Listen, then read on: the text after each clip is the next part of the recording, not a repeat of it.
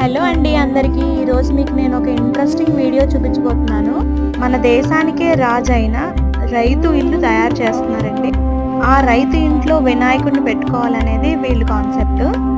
పల్లెటూరులో రైతుల ఇల్లు ఎలా ఉంటుందో అదే విధంగా తయారు చేయాలని వీళ్ళు చాలా కష్టపడి చేస్తున్నారు. చాలా క్రియేటివ్గా కూడా ఉంది. నిజంగా ఇలాంటివి చేయాలంటే అంత ఈజీ ఏం కాదు. వీళ్ళైతే చాలా కష్టపడి చేశారు.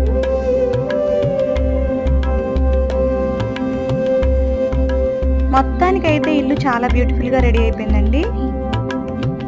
ఫైనల్లీ మన వినాయకుడు కూడా వచ్చేసాడు. మరి మన వినాయకుడు వచ్చాక ఇల్లు ఇంకా బాగుంది, చూస్తారా? నిజంగా రైతు ఇంట్లో వినాయకుడిని పెట్టుకోవాలనే కాన్సెప్ట్ కూడా చాలా బాగుంది కదండి. మీకు కూడా నచ్చిందని అనుకుంటున్నాను.